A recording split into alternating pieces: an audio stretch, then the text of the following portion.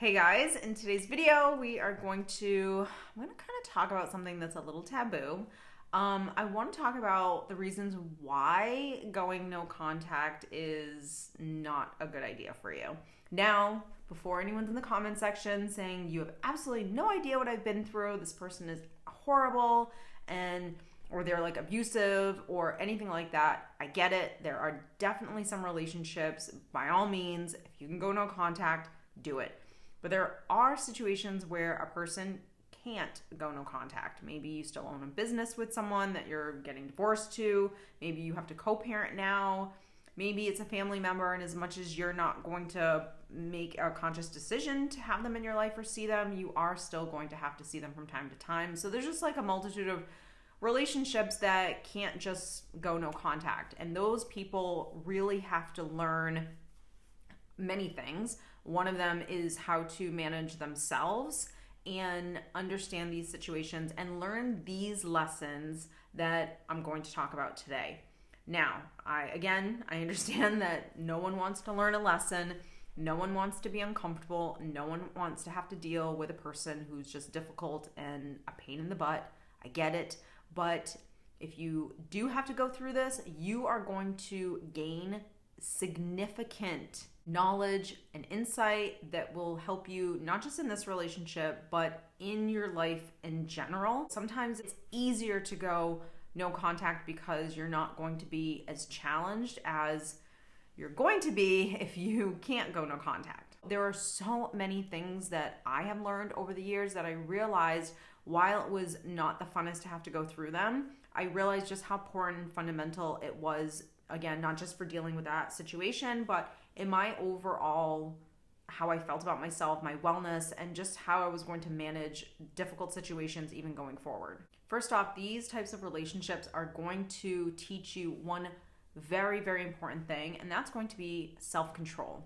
You learn that sometimes very quickly, sometimes not, but you learn that you cannot react emotionally, that you cannot explode every time that you're frustrated or angry or annoyed by this person. You definitely have to learn how to have more emotional self-control over yourself when you are interacting with this person. You have to learn how to have more of a business type of relationship versus getting too emotionally entangled with this person, which is exactly what they want you to do. I could no longer explode or react every time someone said something or did something that I didn't like that made me feel uncomfortable. I couldn't react every time someone wanted to portray me in this way or tell me that I'm this type of a person, or they were just sharing their thoughts and views and opinions about myself. So I had to learn not just how to have self-control, but I also had to learn how to not take what people were saying or doing personally. Those two things that's a process. That's definitely a process. But I'll tell you, when you learn how to do those two things, there's so much benefit that comes from it, because me learning how to have self-control, that meant that I was no longer going to allow someone else to put their stuff on me, and I was going to kind of get off of my game or my vibe or how I was feeling. So no one was really dictating any longer how I felt. I was having more control over myself. Even when I got triggered, even when I got angry or when I got upset, I allowed myself to be human. I wasn't above just like not feeling anything at all. But I made more conscious decisions to say that when I'm angry, when I'm upset, when I'm frustrated with the situation, when I'm hurt, whatever it was, that those feelings were wholeheartedly mine, regardless of what that person was doing or saying to me. And it was my job to pull myself aside, so to speak, and learn how to deal with how I was feeling versus staying in that conversation or that interaction with that person and just going toe-to-toe or trying to go toe-to-toe or going back and forth and putting how I was feeling on them as if they were responsible for it, and almost like projecting all of my stuff onto that person like they were going to make me feel better, or they were going to say, oh, I'm so sorry for how I just hurt you or what I just said to you to cut you at your knees. Oh yeah, no, I didn't mean that. So me learning how to have that self-control and hold on to myself. Again, practice. Did I do it right every single time? No. But I started to do it way more than I had ever done before. And when I did it, I felt better. I felt calmer because it was almost like, if you're a parent or if you have a friend, someone that you love, if there was some type of an interaction going on, like a fight or anything like that, that it would be your job, or you would want to come in the middle, push your friend off to the side, and hey, calm down, hey, let's go over here and talk. Or you would pull them aside so you can help them with how they're feeling. It's the same thing with a child. If you saw your child on the playground getting picked on or something like that, you wouldn't push that child to keep engaging in that situation. You would kind of pull that child aside, come behind me, I'm going to lead, I'm going to have more control in this situation and take charge of the situation, and you're behind me because you're crying because someone stole your toy at the playground, or you're getting too emotionally charged because this girl at this store said something and it got under your skin. So it's really about like that kind of a practice to say, okay, there has to be a part of me, something inside of me that says, you're going too far with this. I know you're getting upset, but you have to take a minute to deal with how you feel and not put that on this person. And for me, just to kind of get the ego involved a little bit, I didn't want that person to have control over me in that way, especially when I was having a nice day and all of a sudden you have to interact with someone and they say something that's like hurtful or it tries to cut you at your knees. It's like the minute someone can just control your vibration or how you're feeling, for me, that was like, it became like a game. I was like, okay, I definitely don't want this person to have that kind of control over me, because if I was having a good day, that meant that I was having a good day because I created that for myself. And for me to just give that to you and let you have that kind of control over how I was feeling, that was just like a no-no in my book. Now, the next thing that really helped me, that I learned that honestly I probably wouldn't have learned any other way, is I started to become really familiar on what were the things that this person was doing that actually was triggering me. And it was about me understanding my triggers way more than I did before. So when you understand your triggers even better, because someone's triggering you constantly, then you can start to go beyond just that trigger and you can actually start to heal it and you can do something with it versus not even knowing that it was there and just being triggered and then just being reactive to those triggers. That is incredibly huge